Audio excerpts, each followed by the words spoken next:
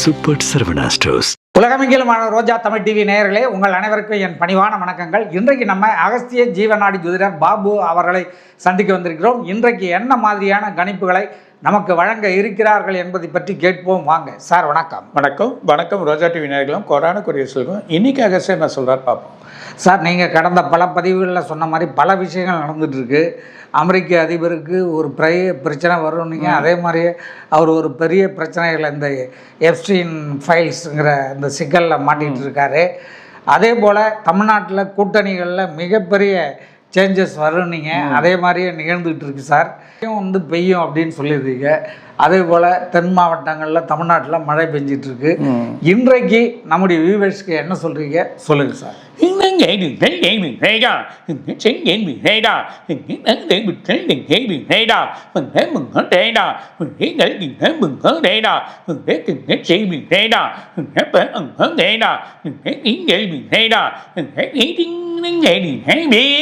கரெக்டாக 5 தேதிக்குள்ளே பலவிதமான மாற்றங்கள் ஏற்படும். கூட்டணியில் ஒரு கூட்டணியோட இது கொஞ்சம் குழப்பமாகவும் அப்புறம் சரியாகும், அதோட வழி வரும். ஆனால் சில பிரச்சனைகள் ஏற்பட போகுது. கூட்டணிகள் எல்லாம் சேர்ந்து வழியாக இருக்கிறப்போ ஒரு கூட்டணி ஒன்று ஒரு பிரச்சனையை எழுப்போம். அந்த மாதிரி நிலைமை ஏற்படும். அதுக்கப்புறம் சரியாகும். ஆனால் இது வின் பண்ணாலும் பின்னாடி சில கூட்டணிகள் திரும்ப வேறு கட்சிக்கு மாறுறதை நம்ம பார்க்க போகிறோம்.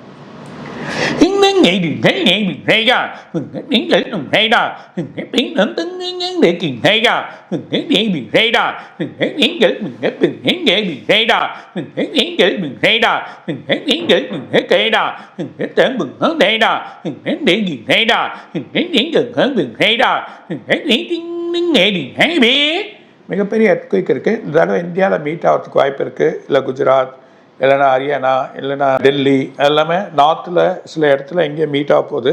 ஸோ மக்கள் ரொம்ப கவனமாக இருக்கணும். ஸோ அது இல்லாமல் ஒரு முஸ்லீம் கண்ட்ரிலும் போவோம், அமெரிக்காலேயும் ஒரு இடத்துல வழியாக வரும், இன்னொன்று இடத்துலையும் மிகப்பெரிய எர்த்குவேக் வர்றதை நம்ம பார்க்க போகிறோம்.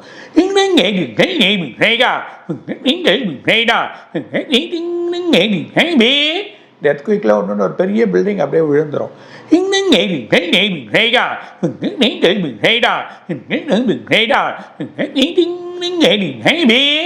ஒரு முஸ்லீம் கண்ட்ரியில் ஒரு பிரச்சனை இருக்குது, அதுவும் பெரிய ஒரு அதிபருக்கு ஒரு குழப்பம் ஏற்படும்.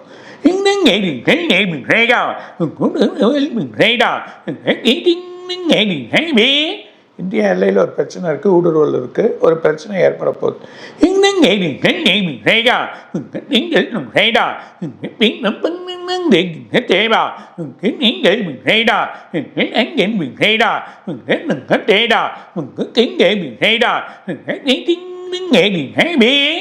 நாட்டில் ஒரு முக்கிய மந்திரி அவர் ஒரு பிரச்சனை ஆகிடுவார்.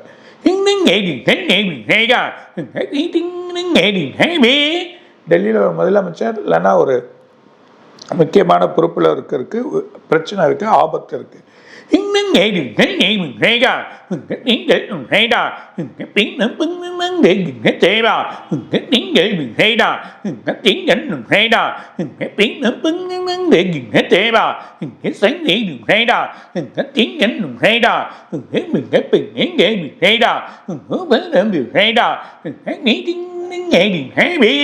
அதிபர் வடநாட்டில் இல்லைன்னா நார்த்து இல்லைன்னா வேறு கண்ட்ரியில் மாட்டுவார், அவருக்கு ஒரு பிரச்சனை வரும். அது இல்லாமல் சில வழியில் ஸ்கேம்லாம் நார்த்தில் இருக்கவங்கள பிடிக்க போகிறாங்க.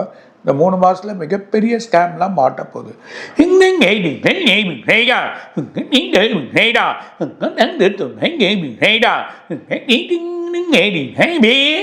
ஆள் தொலைக்கூடிய ஆளுங்களையும் மாட்டுவாங்க, அதுவும் பிரச்சனையாக போகுது.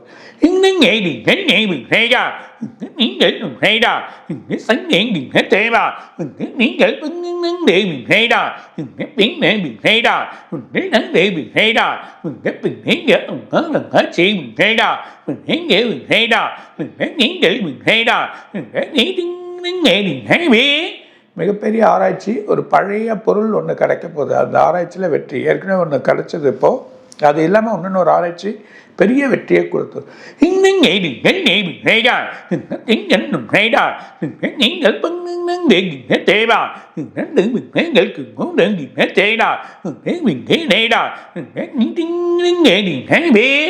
2 மலைகள் கூடுற இடத்துல ஒரு மலை சரிஞ்சு விழும். அது ஒரு எர்த்குயிக் போல இருக்கும், இல்லைன்னா சரிஞ்சு விழுந்துடும்.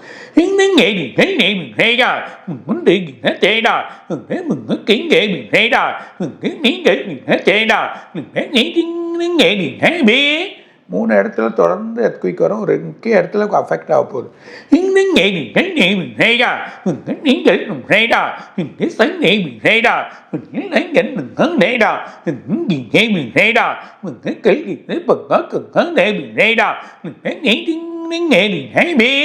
ஒயிட் கண்ட்ரி லண்டனாக இருக்கலாம், யூரோப்பில் மக்கள் வந்து பெரிய ஆர்ப்பாட்டம் இருக்கும்.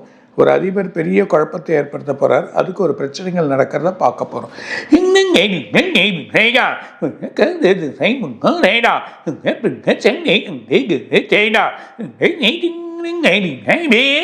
ட்ரம்போட வழக்கு திசை மாறும், பெரிய பிரச்சனையை ஏற்படுத்திக்க போகிறார். அது ஒரு குழப்பத்தை வர்றது, திரும்பவும் எதிர்கட்சியாக இருக்கவங்களுக்கு வலு வரும், இல்லை ஒரு பெண் அதிபருக்கு நல்ல பலன் கிடைக்கும்.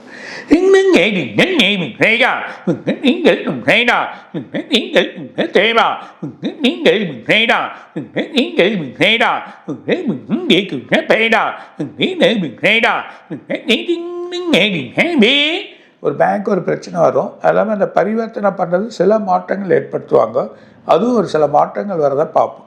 இன்னும்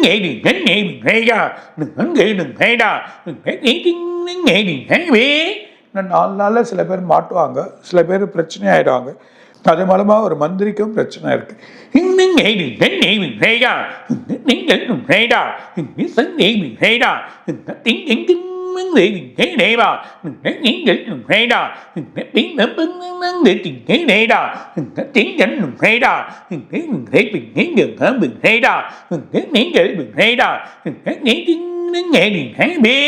இது வரைக்கும் பெய்யாத ஒரு மழை நார்த்து இல்லைன்னா யூரோப் கண்ட்ரி, அந்த இடத்துல 2 கண்ட்ரிலும் தொடர்ச்சியாக மழை பெஞ்சு ரொம்ப இதுவாக இருக்கும். அங்கங்கே மழை பெஞ்சினே இருக்கும்.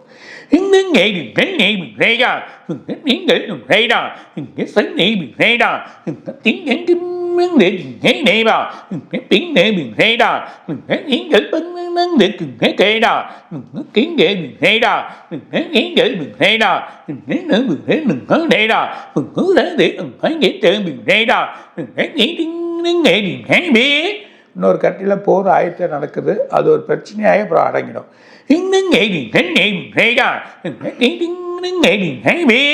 கடல் மார்க்கமாக சில பிரச்சனைகள் ஏற்படும், சில வழிகள் வந்து எதுவாக பார்ப்போம்.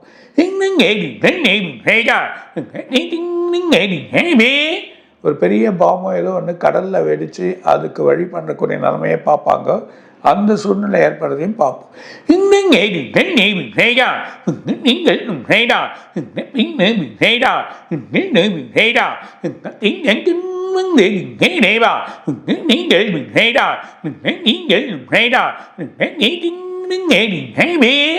இன்னும் நிறைய இருக்குது, அடுத்த வாரம் சொல்கிறாங்க.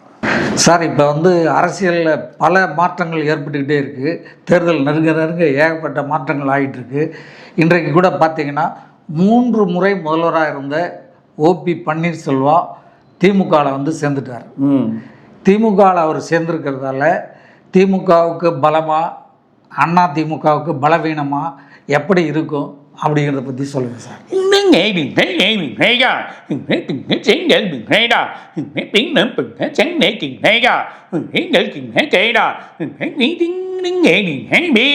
இந்த பலம் இல்லை, எதிர்கட்சிகளோட வழி வந்து கொஞ்சம் வழியாகுது, ஆளுங்கட்சியோட வழி வந்து சேர்ந்துருக்காரு. ஆனால் அவருக்கு ஒரு பலம் கிடைக்க, அவர் எதிர்பார்த்த எதிர்கட்சியில் கிடைக்கல, பலம் கிடைக்கும்னு நினச்சி இங்கே வந்திருக்காரு. பலம் கிடைக்கும், ஒன்றும் பிரச்சனை இருக்காது. ஆனால் வேறு வழியில் அவரோட நிலைமை அப்படி இருக்குன்றதை சொல்கிறாங்க. சார், இப்போ இந்த காங்கிரஸ் கட்சிகிட்ட வந்து பேச்சுவார்த்தை நடந்துக்கிட்டு இருந்தாலும் அதே நேரத்தில் காங்கிரஸ் கட்சி டிவிக்கு விஜய் கட்சியோட கூட்டு வைக்கும் அப்படிங்கிற மாதிரி ஒரு கேஷியங்கள் வந்து உலாகிட்டு இருக்கு. இது எப்படி போகும், என்ன ஆகும்?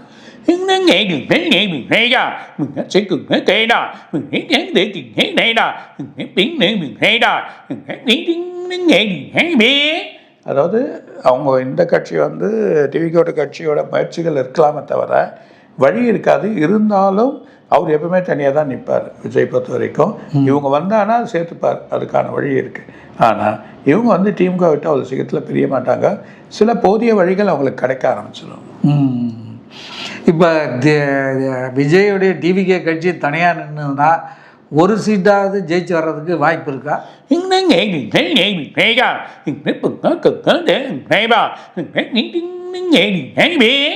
எதிர்பார்க்காத அளவு வரும்.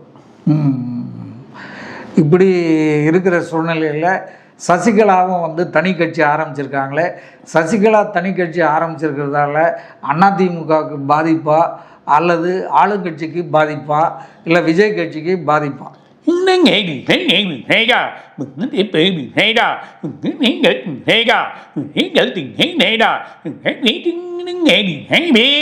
இப்போதான் வந்திருக்காங்க. அது பலம் வந்து எதிர்பார்க்க முடியாது, ரொம்ப பலத்தை எதிர்பார்க்க முடியாது. ஆளுங்கட்சிகளோட பலம் வந்து வலுவாக இருக்குது, எதிர்கட்சியோட பலங்கள் வந்து நல்லா கூடி இருக்குது. ஆனால் சின்ன சின்ன வீக்காவது, மற்றபடி பிரச்சனை இல்லை. இப்போ இந்த கூட்டணியில் வந்து ஏற்கனவே தேமுதிக அங்கே என்டிஏ கூட்டணியிலேருந்து வந்துட்டாங்க. இதுபோல் இன்னும் வந்து ஆளுங்கட்சிக்கு வேறு கட்சிகள் வர்றதுக்கு வாய்ப்பு இருக்கா? இல்லை என்டிஏ கூட்டணிக்கு போகிறதுக்கு வாய்ப்பு இருக்கா? இல்லை விஜய்க்கு வர்றதுக்கு வாய்ப்பு இருக்கா? இன்னும் 2 கட்சிகள் எங்கேயும் போகாமல் இருக்காங்களே, அவங்கெல்லாம் எங்கே போவாங்க?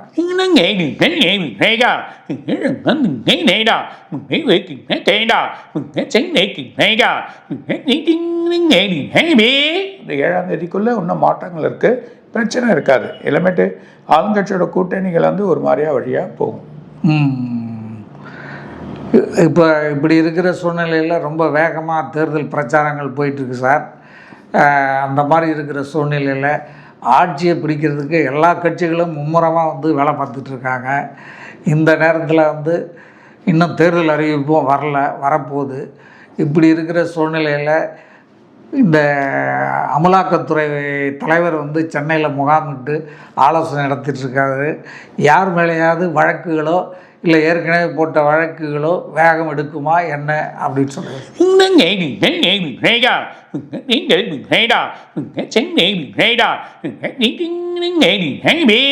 நிறைய பேர் இருக்காங்க, பிரச்சனையாகுது. இன்னும் 4 நாளில் நிறைய பேர் விஷயத்தை தெரியும். சார், இப்போ வரப்போகிற மாதங்கள் இந்த மார்ச் மாதத்தில் வந்து ஒவ்வொரு ராசிக்கும் எப்படி இருக்கும் என்ன அப்படின்னு சொல்லுங்கள்.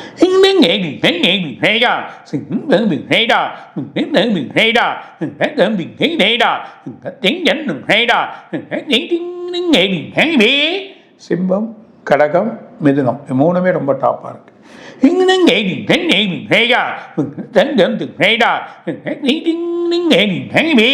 வர்த்தகம், தொழில், வீடு அமையும், இந்த 3மே நல்ல வழி கிடைக்கும்.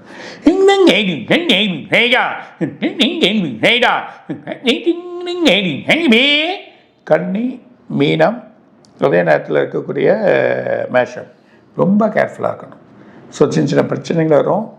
மீனத்துக்கு வந்து ஃபேமிலிக்குள்ளே குழப்பம், பண வழிகள் இருக்காது, எதிர்பார்த்த இடங்கள வழியில் கேட்ட இடத்துல வராது, கடனோ இல்லை வழியை எதிர்பார்க்குற பணம் கிடைக்காது. மேஷத்துக்கு ஃபேமிலிக்குள்ளே பிரச்சனை, கணவன் மனைவிக்குள்ளே சின்ன சின்ன பிரச்சனை ஏற்படும். வேலையில் டீக்ரேட் ஆவாங்க, பெரிய போஸ்ட்லேருந்து இறங்குவாங்க.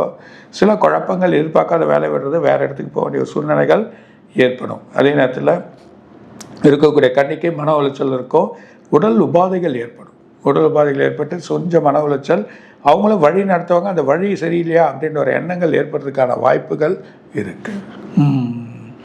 சார், இப்போ நம்முடைய பிரதமர் வந்து இஸ்ரேல் போய் அந்த பிரதமரை சந்தித்து, அந்த அதிபரை சந்தித்து பல ஒப்பந்தங்கள் போட்டுட்டு வந்திருக்காரு தொழில் வளர்ச்சிக்கு.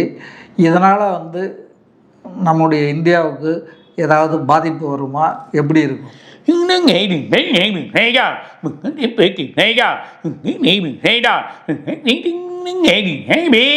எந்த பாதிப்பும் இல்லை, நல்ல பலன், எதிர்பார்த்ததெல்லாம் கிடைக்கும், நிறைய வலுவாகும். அதெல்லாம் போர் விமானங்கள் வழிகள்லாம் நிறைய நமக்கு தேவைப்படுற வழிகள் கிடைக்க போகுது அப்படின்றத சொல்கிறாங்க. சார், இந்த அமெரிக்க அதிபர் வந்து அந்த ஒரு கேஸில் வந்து ஃபைலில் வந்து அவருடைய பேர் இருக்குது, அதை மறைச்சிட்டார் அப்படிங்கிற மாதிரி அந்த நாட்டினுடைய எதிர்கட்சிகள்லாம் சொல்லிகிட்டு இருக்கு. அதை வந்து மீண்டும் அதை வந்து நீதிமன்றத்தில் அதை எடுத்து பார்க்க சொல்லி, அதை பார்த்தா இவருடைய பேர் இருந்தால் இவருக்கு ஏதாவது பிரச்சனை வருமா, இல்லை பேர் இருக்குவதா இல்லையா?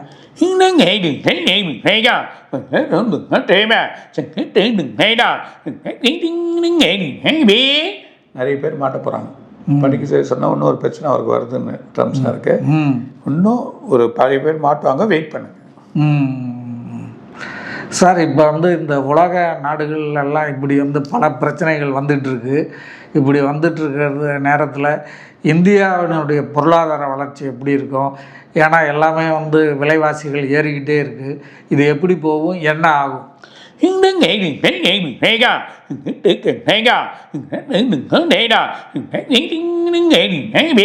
கட்டுக்கடங்காது. அது இல்லாமல் 2 நாடுகள் போர் வழி வரப்போகுது. அது எதனா வந்தால் தங்க வலிலாம் ஏறும், ஷேர் மார்க்கெட்டில் கொஞ்சம் அடிப்படும், இன்னும் அத்தியாவசிய பொருட்கள் ஏறப்போகுது. இப்போ இருக்கிற இந்த தங்க வெள்ளியினுடைய விலை வந்து இன்னும் ஏறுமா சார்? ஏன்னா தங்க விலை இப்போவும் ஏறிக்கிட்டே தான் இருக்குது, வெள்ளி விலை குறைஞ்சிட்ருக்கு. இது எப்படி இருக்கும், என்ன சார்?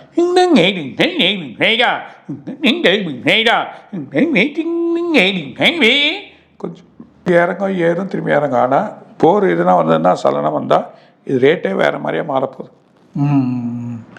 ஷேர் மார்க்கெட்டோடைய நிலவரம் எப்படி இருக்குது சார்? 10ஆம் தேதியிலேருந்து 14ஆம் தேதி வரைக்கும் ரொம்ப கேர்ஃபுல்லாக இருக்குது.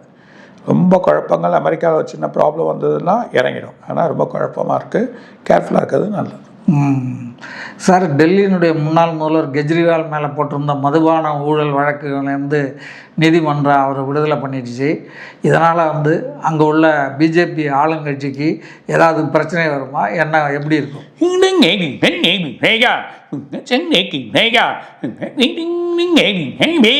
பிரச்சனை இருக்காது.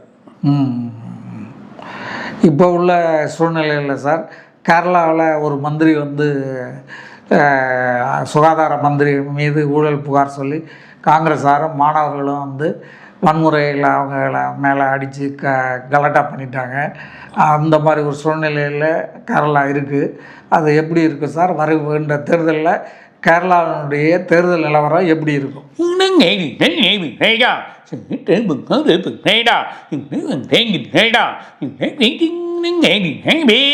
கண்டிப்பாக கொஞ்சம் மாறுபடும். இது வரைக்கும் இல்லாத ஒரு மாற்றத்தை கேரளாவில் பார்ப்பாங்க. இந்த பாண்டிச்சேரியினுடைய தேர்தல் நிலவரம் எப்படி சார் இருக்கும்?